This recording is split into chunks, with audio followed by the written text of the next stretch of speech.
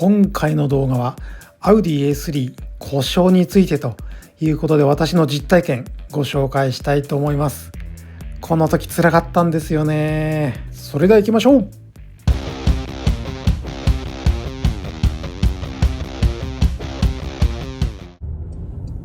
はい、皆さんいつもご視聴いただきありがとうございます。今回は Audi A3、あとゴルフ7もですね、中古を買う時の注意点ということでご紹介していきたいと思います。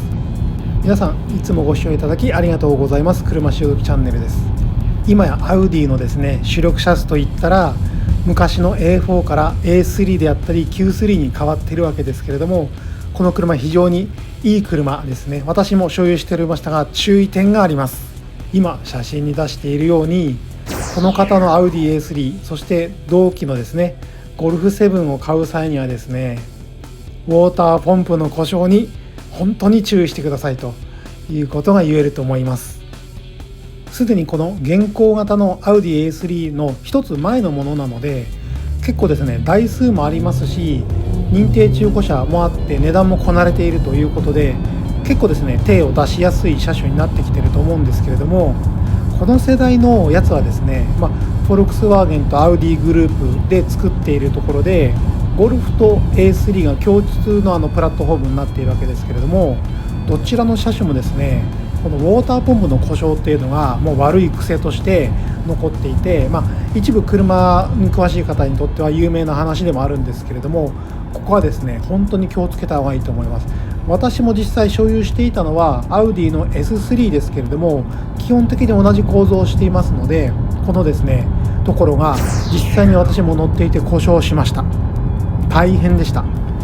私の場合は保証に入っていたので、保証の範囲内で無償で交換修理できましたけれども、これがですねちゃんと保証じゃなくて実費になってしまうと、中古車を買った瞬間にですね、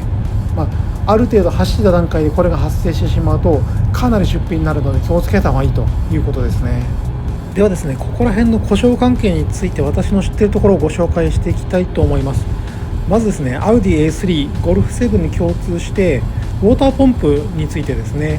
こちらですね、エンジンの回転力を利用して、冷却水を循環させるんですけれども、このですねエンジンを適切な温度に保つという構造、役割を持ってますよね。そしてですね、エンジンが稼働している間にこのウォーターポンプは回転して冷却水をラジエーターからエンジンに戻すという役割をしています。なのでこのウォーターポンプが故障すると、エンジンのですね温度が上がりすぎてオーバーヒートするということになります。どうもですね、このウォーターポンプのシール材が劣化して、液漏れしちゃうというのが原因らしいんですよね。あとですね、もう一つ起こりやすいと言われているのが、この冷却水が入っているサブタンクからの液漏れらしいんですよね。こちら今映しているように、この樹脂製のですねタンクが温度変化などによって結構亀裂が入ってしまうというのがあるらしいです。実際私の乗っていたアウディ S3 もですね、亀裂が入って、ここに入っていた冷却水がダダ漏れになったと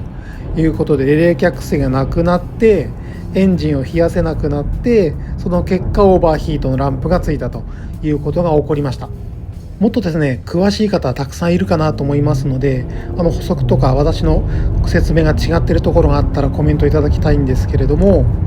私の感覚で言うとアウディの A3 の 8V 系の前期型ですね、そこについてはかなり起こるというふうに聞きました。そして後期型になればそれの対策が進んでいるということですけれども、同じように樹脂製の冷却サブタンク使っているのは変わらないようなので、起こる確率はゼロではないかなということのようです。またシール材についても対策が組み込まれたというふうに聞いていますので、多分改善されていると思うんですけれども、やはりですねドイツ車においては、シール材系とかブッシュについては、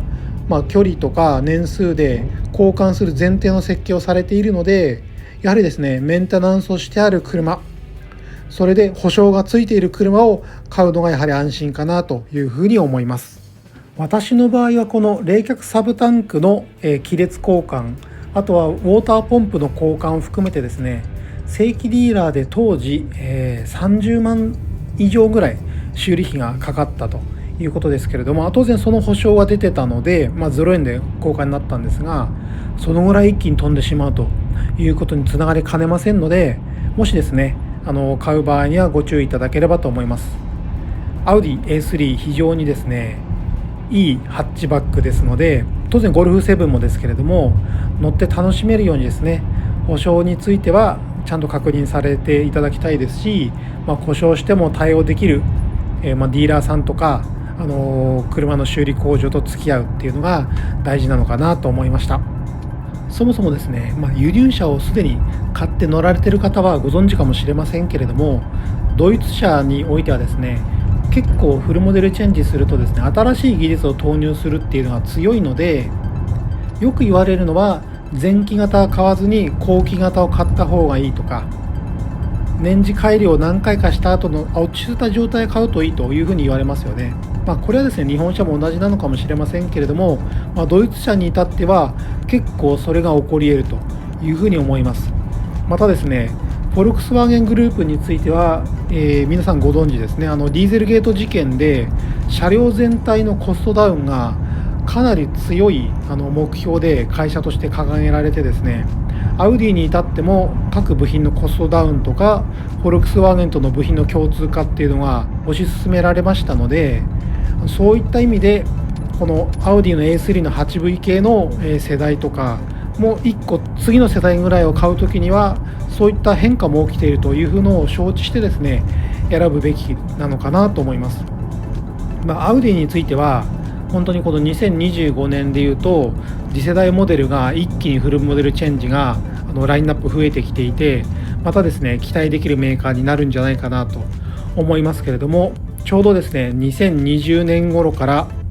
数年はですね非常にアウディにとっても、そして親会社のフォルクスワーゲンにとっても辛い時期であったということがありますので、そこらの年代の車を買うときには一旦注意された方がいいかなというのが、一車好きとしての意見かなというふうに思っております。はい、ということで今回はアウディ A3 8V 系とゴルフ7の故障系についてご紹介させていただきました。少しですね後ろ向きな話題であったかもしれませんけれども、私もですね一ユーザー、車好きとして知っていることをですね皆さんにお話ししてお役に立てればいいなと思った次第ですし、アウディは好きな車メーカーの一つでありますので、今後もですねちゃんとユーザーさんと向き合っていい車を提供していってほしいなという気持ちでご紹介させていただきました。おそらく私なんかより専門の修理されている方の方が詳しいと思いますので、もしですねここがこうだったよとか、ここはこういう風にちょっと言い方が違うとかありましたらご指摘いただければ幸いです。またですね実際にアウディ A3 とか乗られている方はですねご自身でも